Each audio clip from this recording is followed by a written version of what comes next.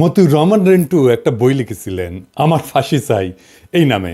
এই নামটা উনি দিছিলেন এই জন্যে যে উনি একজন মুক্তিযোদ্ধা, আওয়ামী লীগের একজন একনিষ্ঠ কর্মী, হাসিনার একজন গুণমুগ্ধ ছিলেন। সেই রেন্টু ভাই যখন হাসিনার ঘনিষ্ঠ হইয়া তার পৈশাচিক রূপ দেখলেন, তিনি তার পুরা পলিটিক্যাল জার্নির জন্য নিজেরই দায়ী করলেন। তিনি ভাবলেন, আমি কেন এই ভুল করলাম, এই দায় আমার, তাই আমি আমারই ধ্বংস চাই, আমারই ফাঁসি চাই। আমি ঠিক এইভাবেই, আমি নিজে চিকিৎসক, ডাক্তার, ভালোবেসেই চিকিৎসা শাস্ত্র পড়ছি, আর এই চিকিৎসা ব্যবস্থায় যে অন্ধকার দিক দেখছি, যার মধ্যে কাজ করছি, তার ফলে আমার নিজের ফাঁসি নিজে চাওয়া ছাড়া মনে হয় মুক্তি নাই।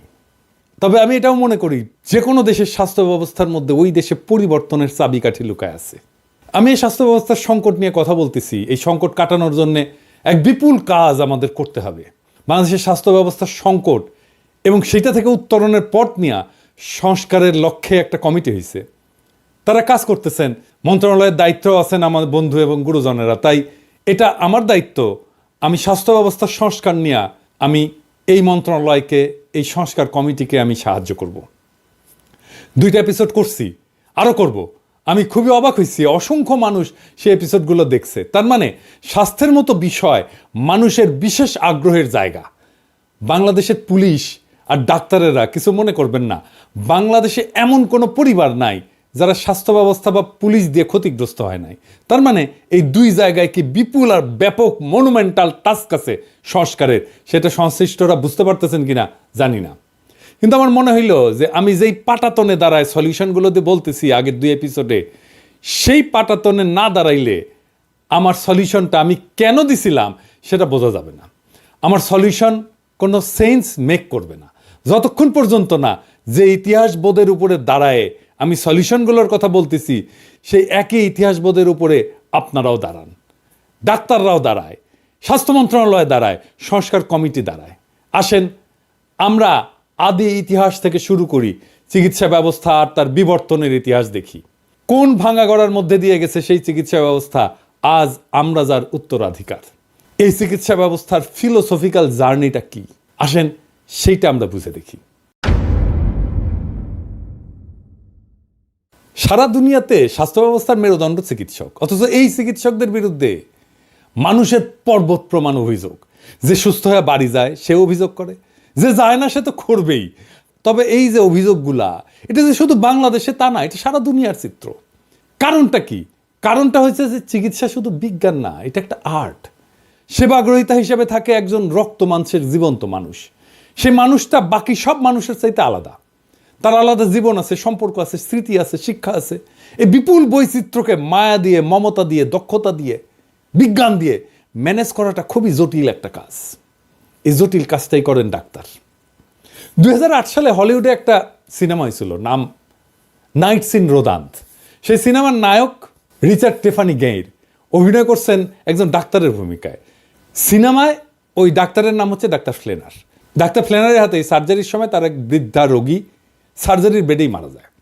ডাক্তার ফ্লেনার আসছেন সমুদ্রের ধারে একটা শহর রোদান্থতে বৃদ্ধার স্বামীকে কৈফিয়ত দিতে। ফ্লেনার বলতেছে যে অ্যানেস্থেশিয়ার জটিলতায় 50,000 জনের মধ্যে একজনের এরকম দুর্ঘটনা ঘটতে পারে, যে দুর্ঘটনাটা তোমার স্ত্রীর ক্ষেত্রে ঘটছে। বৃদ্ধ কিছুক্ষণ চুপ করে শুনে বললেন যে 50,000-এ একজন একটা সংখ্যা, আমাদের 43 বছরের দাম্পত্য জীবন। আচ্ছা ডাক্তার, তুমি কি আমার স্ত্রীর চোখের তারার রংটা দেখছিলা? এই যে আবেগের তীব্রতা, সেটা ডাক্তার ফ্লেনার সামাল দেবে কিভাবে যদি না দুই পক্ষের বিশ্বাস আর এমপ্যাথির একটা সম্পর্ক তৈরি না হয়? পৃথিবীর কোনো পেশাকেই তো এমন তীব্র মানবিক আবেগ মোকাবেলা করতে হয় না। আমার ডাক্তার হওয়ার মোটিভেশন বগুড়ার তারা ডাক্তার, বাবার বন্ধু ছিলেন, আমাদের পারিবারিক বন্ধু ছিলেন, অসম্ভব রূপবান এক মানুষ ছিলেন। এমন মমতায় উনি রুগী দেখতেন, এমন অপূর্ব ছিল ওনার হাসি, ওনার উপস্থিতি রোগ অর্ধেক ভালো কইরা দিত। উনি যখন বগুড়া আলতাফুন্নেসা খেলার মাঠের পাশের রাস্তা দিয়ে স্টেথো গলায় ঝুলায় যাইতেন, হাঁটতেন, তখন মনে হইতো দুনিয়ার সমস্ত সৌন্দর্য উনার উপরে ভর করছে। আমারও ছোটবেলায় মনে হইতো ঠিক এইভাবে স্টেথো গলায় আমাকে মাঠের পাশ দিয়ে হাইটে যেতে হবে। ডাক্তারি পেশা এতটাই সেলিব্রেটেড ছিল, কাঙ্ক্ষিত ছিল, আমি ডাক্তার হইতে হইতে সেই দিনগুলো কোথায় যেন হারায় গেল। আমরা মনে করি যে ডাক্তারেরা সব দেশে, সব যুগে, সব সমাজে সমাদৃত ছিল। কথাটা ঠিক না। পৃথিবীর সব দেশেই সমাজপতিরা চিকিৎসকদের প্রতি ছিলেন নির্দয়।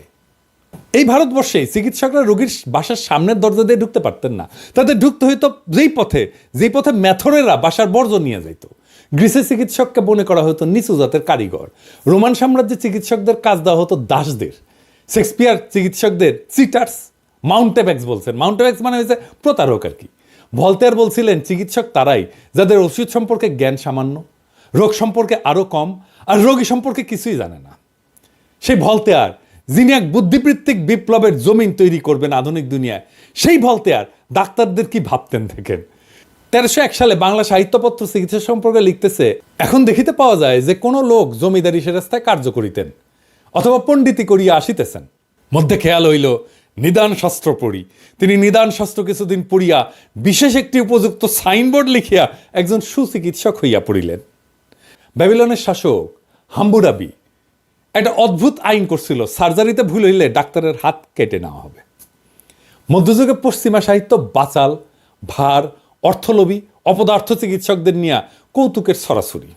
কোকাচ্চিওর ডেকামেরন বা চসারের ক্যান্টাবেরি টেলস, এইগুলোতে ডাক্তার একটা অত্যন্ত গুরুত্বপূর্ণ চরিত্র। 14 শতাব্দীর কবি পেত্রাক পোপ ষষ্ঠ ক্লিমেন্টের অসুস্থতার কথা যাই না, ওনাকে দেখতে গেছেন, তো গিয়া দেখেন যে পোপের বিছানার পাশে ডাক্তার। তিনি ফিরে গিয়া পোপকে চিঠি লিখলেন যে আপনার রোগশয্যার পাশে ডাক্তারের উপস্থিতি আমাকে শঙ্কিত করেছে। প্লিনির সাবধানবাণী স্মরণ করুন, ডাক্তাররা সারাতে নয় মেরে ফেলতেই পটু। ফরাসি নাট্যকার মলিয়ের তার ব্যঙ্গ নাটকের মূল উপজীব্যই ছিল ডাক্তারদের নিয়ে ঠাট্টা তামাশা। Imaginary invalid, the flying doctor, Don Juan, doctor Cupid, doctor in spite of himself, এই 5টা নাটকে ডাক্তারদের পেশা নিয়ে এত ব্যঙ্গ করা হয়েছে যে ডাক্তাররা দেখলে লজ্জাই পাবেন। জর্জ বার্নার্ড শর একটা নাটক আছে ডক্টরস ডিলেমা নামে, সেখানে বার্নার্ড শ ভূমিকা লিখছেন যে 100 টাকা পারিশ্রমিক নেওয়া বড় ডাক্তার কখনো 10 টাকা পারিশ্রমিকের ডাক্তারের সাথে একমত হবেন না, কারণ সেক্ষেত্রে তার বাড়তি 90 টাকার দাবিটা খেলেও হয়ে যায়। নেপোলিয়ন বলছিলেন যে মানুষ মারার অপরাধে পরলোকে গিয়া আমাদের মতো সেনাপতিদের চাইতে ঢের বেশি জবাবদিহি করতে হবে ডাক্তারদের। টলস্টয় ওয়ার অ্যান্ড পিস লিখতেছেন, ওখানে কৌতুক ভরে খোঁচা দিয়া লিখতেছেন, যদিও ডাক্তারেরা চিকিৎসা করেছিল, ওষুধ খাইয়েছিল, রক্ত মক্ষণ করেছিল, তবুও সে ভালো হয়ে উঠলো। মানে তার মারা যাওয়ারই কথা ছিল যেহেতু ডাক্তার আসছে। কিন্তু ইতিহাসে আরও আগে চিকিৎসকের নিরাময় করার অদ্ভুত ক্ষমতাকে মানুষ কিন্তু বন্দনা করছিল। জনগণের রোগ থেকে আরোগ্য লাভের আকাঙ্ক্ষা এত প্রবল হয়ে উঠছিল যে চিকিৎসকের দেবতার আসনে বসানো শুরু করলো তারা। মিশনে ইমহোটপ, আইসিস, গ্রিসে এসক্লেপিয়াস, ভারতে ধন্বন্তরী। ধর্মও ঈর্ষা করতে শুরু করছিল চিকিৎসকদের। যিশু বলছিলেন যারা ঈশ্বরের অবহেলা বা পাপ করবে তারা চিকিৎসকের হাতে পড়ার মতো শাস্তি পাবে। কিন্তু অলৌকিক নিরাময়ের ক্ষমতা প্রদর্শন হয়ে উঠল মানুষের মন জয়ের অন্যতম উপায়। যিশু নিজেই রোগাক্রান্তকে নিরাময় করে তার ঐশ্বরিক ক্ষমতা প্রমাণ দিয়েছেন। এমনকি গৌতম বুদ্ধ। এখনও ক্যাথলিক ফাদার হওয়ার শর্ত হচ্ছে কমপক্ষে 2টা অলৌকিক নিরাময়ের ক্ষমতা দেখাইতে হবে।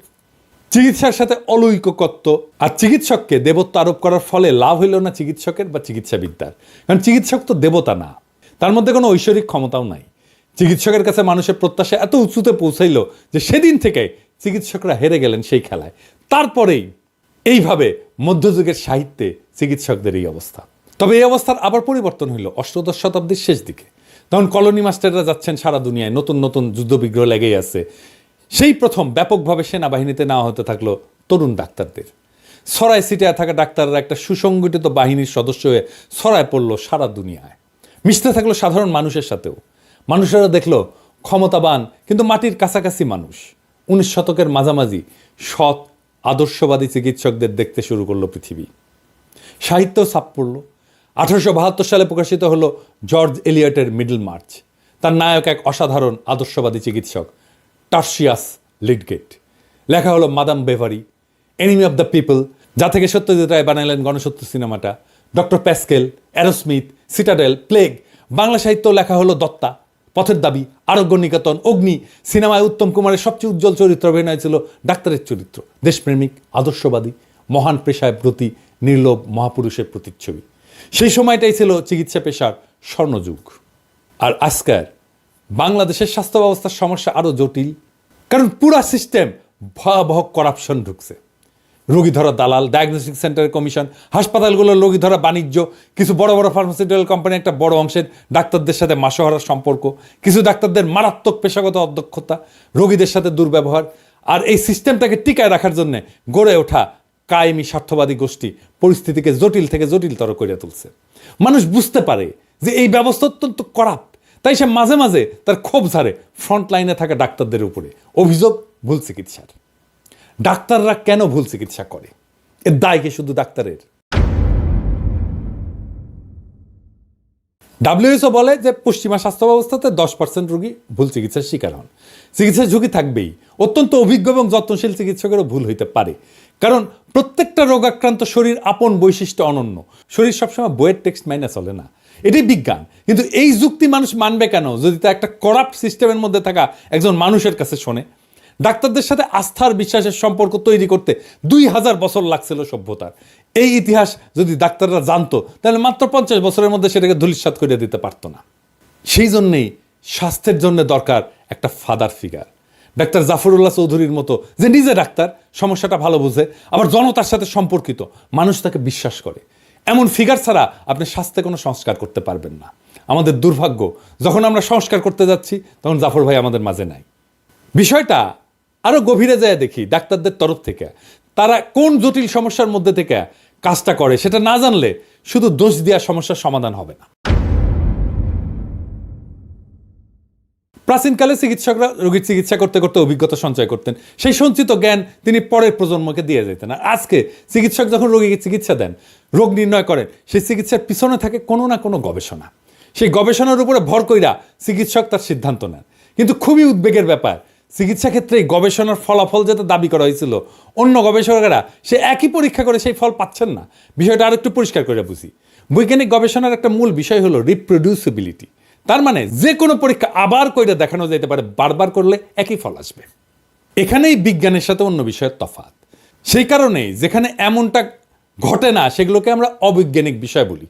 আমি যদি 2 অণু হাইড্রোজেন আর 1 অণু অক্সিজেনকে মিশে তার ভিতর দিয়ে বিদ্যুৎ চালনা করি, তাহলে আমি পানি পাবো। এটাই আমার যদি গবেষণা হয়, তাহলে আমার এই পদ্ধতি ব্যবহার করে সবাই একইভাবে পানি বানাইতে পারবে। যতবার এটা করবে ততবারই একই ফল আসবে। এটাকে বলে রিপ্রোডিউসিবিলিটি। আর এটা যদি না ঘটে তাহলে বলতে হবে আমার গবেষণাটা ভুল বা আমার পদ্ধতি অবৈজ্ঞানিক। একই পর্যবেক্ষণ অনেকবার করে দেখানোই হলো বিজ্ঞানের বৈশিষ্ট্য।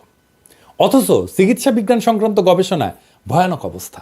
প্রকাশিত গবেষণায় যা ফল পাওয়া যায় বলে দাবি করা হচ্ছে, তার বেশিরভাগই আবার নতুন করে গবেষণা করলে আর পাওয়া যাচ্ছে না। মানে আগের গবেষণাটাই ছিল ভুয়া। এটা সামান্য কথা না, কারণ এই গবেষণার উপর ভিত্তি করে চিকিৎসার ব্যবস্থা তৈরি হয়েছে। সেই চিকিৎসা লাখ লাখ লোককে দেওয়া হয়েছে। এই দায় কি তাহলে চিকিৎসকের? 2011 সালে আমেরিকার ভার্জিনিয়া বিশ্ববিদ্যালয়ের সাইকোলজিস্ট ব্রায়ান নোসেক তার সহকর্মীদের নিয়ে সাইকোলজির প্রায় 100টা গবেষণা আবার করছিলেন। এই কাজটা ইন্ডিভিজুয়ালি করা হয় না, কারণ বিজ্ঞানীদের যা দিয়ে উৎসাহ দেওয়া হয়, যেমন স্কলারশিপ, পুরস্কার, কমিটি মেম্বারশিপ, এগুলো পাইতে হলে চমকপ্রদ গবেষণার ফলাফল দেখাইতে হয়। তাই আগে হওয়া গবেষণা নিয়ে কেউ আর কাজ করতে চায় না, একই কাজ আর একবার করে দেখতে চায় না। অবাক ব্যাপারে 100টা গবেষণার 3 ভাগের 1 ভাগ গবেষণার ফল ভুয়া। মানে আগের ফলের সাথে নতুন ফল মিলতেছে না। 2015 সালে সায়েন্স জার্নালে প্রকাশিত হয়েছিল সেই ফলাফল, 3 ভাগের 1 ভাগ ভুয়া। তাইলে এই গবেষণাগুলোর উপর ভিত্তি করে যে চিকিৎসা তৈরি হয়েছিল তার 3 ভাগের 1 ভাগ ভুল হবেই, যার দায় চিকিৎসকের না। অনেকে মনে করতে পারেন সাইকোলজিতে মন নিয়ে কারবার, সেই মন তো আসলে অধরা, ধরা যায় না, তাই হয়তো এরকম অবস্থা। অন্যান্য শাখায় অবস্থাটা হয়তো তেমন খারাপ না, কিন্তু না। 2011 সালে বিখ্যাত ফার্মাসিউটিক্যাল কোম্পানি বায়ার জানাইলো যে ক্যান্সার সংক্রান্ত অনেক গবেষণা তাদের গবেষকরা আবার করে দেখছেন এবং মাত্র 4 ভাগের 1 ভাগ গবেষণার ফল মেলাইতে পারছেন। মানে 75 ভাগ ফল ভুয়া। পরের বছর আরেক ফার্মাসিউটিক্যাল কোম্পানি অ্যামজেন জানাইলো ক্যান্সার সংক্রান্ত বিখ্যাত 53টা গবেষণার মধ্যে মাত্র 6টার ফল তারা আবার মেলাইতে পারছে। মানে শতকরা 89 ভাগ গবেষণার ফল ভুয়া। একজনের গবেষণার প্রাপ্ত ফলের উপরে কাজ করে পরে কেউ একজন কাজ করে, এভাবে বিজ্ঞান আগায় চলে। তাহলে জ্ঞান যা গড়ে উঠছে তা কিসের উপরে গড়ে উঠছে? ভুয়া গবেষণা। Brian Nosek centre for open science বলে একটা প্রতিষ্ঠান করছেন। তারা ক্যান্সার সংক্রান্ত 50টা নাম করা গবেষণা প্রবন্ধের ফলাফল পরীক্ষা করে দেখতে শুরু করলেন। 2012 সালে 5টা পরীক্ষা তারা করছিলেন প্রথমে, তার মধ্যে মাত্র 2টা পরীক্ষার ফল মিলছে, তা পুরোপুরি না। তাহলে এর অর্থ কি? এটা গবেষণা? এই গবেষণা ফাঁক ছিল, যা আগেই ধরা পড়ার কথা ছিল, অন্তত প্রকাশিত হওয়ার আগেই। তাহলে চিকিৎসা বিজ্ঞান কার উপরে নির্ভর করবে? এই ভুল আর মিথ্যা গবেষণা কর্মের উপরে এগুলো ছাপা হয়েছিল বিখ্যাত সব মেডিকেল জার্নালে। কিভাবে সেগুলো ছাপা হইলো? এত রিভিউয়ার আছে জার্নালগুলোর, তাদের কারো কাছে গবেষণার ফাঁক ধরা পড়লো না। এই রিভিউয়ের প্রসেসটা বলি, যারা এই বিষয়টা সম্পর্কে জানেন না। ধরা যাক আপনি একটা গবেষণার ফলাফল পাঠালেন একটা জার্নালে ছাপানোর জন্য, সেই লেখাটা কয়েকজন সেই ফিল্ডের কয়েকজন প্রথিতযশা রিভিউয়ারের কাছে পাঠানো হবে রিভিউ করার জন্য, অনেকটা পরীক্ষার খাতা দেখার মতো। তারা সেই গবেষণাটা নিরীক্ষা করে দেখবেন গভীরভাবে যে গবেষণাটা ঠিক আছে কিনা। কিন্তু আসলেই কি তারা খুঁটায় খুঁটায় দেখেন? 1998 সালে বিখ্যাত মেডিকেল জার্নাল ব্রিটিশ মেডিকেল জার্নালের সম্পাদিকা ফিওনা গডলি একটা দুষ্টামি করে পরীক্ষা করছিলেন। তিনি একটা মন গড়া প্রবন্ধ 200 জনকে পাঠাইছিলেন এবং ইচ্ছা করেই 8 ধরনের ভুল ঢুকাই দিছিলেন। কেউই 8টা ভুল ধরতে পারেনি। 200 জনের কেউ 8টা ভুল ধরতে পারেনি। গড়ে সবাই 2টা করে ভুল ধরতে পারছিলেন। ইন্টারেস্টিং ফাইন্ডিংস এটা। আগের যে উদাহরণগুলো দিলাম সেখানেও দেখছেন 1/4 গবেষণা আসলে ভালো, 3/4 গবেষণা আসলে ভুয়া। হার্ভার্ডের একজন বিজ্ঞানী জন বোহানান একটা ধুনফুন গবেষণাপত্র যার পুরাটাই ভুয়া, তিনি সেটা 304টা জার্নালে পাঠাইছিলেন। সে বানায় লেখা গবেষণায় লাইকেন জাতীয় একটা গুল্মের ক্যান্সার রোধী কার্যকারিতা নিয়ে তথাকথিত গবেষণায় গালগল্প করছিলেন। আশ্চর্য কথা, কেউই এই গালগল্প ধরতে পারেনি, কেউ না। অর্ধেকের বেশি জার্নাল লেখাটা উৎসাহ নিয়ে ছাপতে চাইছিল। কাণ্ড দেখেন। এই যে ভুলগুলো হচ্ছে তার সবই যে ইচ্ছা করে করা হচ্ছে তা না। কেন এই ভুলগুলো হয় আমি সেই গভীর আলোচনায় আর গেলাম না, আপনাদের বিরক্তির উৎপাদন হবে। তবে আমাদের দৈনন্দিন জীবন থেকে একটু উদাহরণ দিয়ে দেওয়ার চেষ্টা করি কীভাবে ভুলগুলো হয়। যখন আমরা কোনো বিশেষ মতবাদকে মনে প্রাণে বিশ্বাস করি তখন চারপাশের পৃথিবীর খবরাখবরের মধ্যে সেই মতবাদের সমর্থন খুঁজি। এটার ইংরেজিতে বলে কনফার্মেশন বায়াস। যদি আমাদের সামনে রাখা সেই তথ্যের মধ্যে আমরা মতবাদের সমর্থন খুঁজে না পাই তখন খবরটাকে গাঁজাঘুরিয়ে বলে মনে করি। বিজ্ঞানের জগতে এমনটা ঘটে। আমার হাইপোথিসিসের সাথে যদি তথ্য মিলে যায় সেটা ভুল হইলেও আমরা অনেক সময় গ্রহণ করে ফেলি। ব্রিটিশ মেডিকেল জার্নাল বলছে যে প্রকাশিত গবেষণার মাত্র 5% পাতে দেওয়ার মতো গবেষণা। প্রত্যেক মিনিটে প্রায় 2টা মেডিকেল গবেষণা প্রকাশিত হচ্ছে, আর যারা প্রকাশ করতেছে তারা বিলিয়ন ডলার কোম্পানি।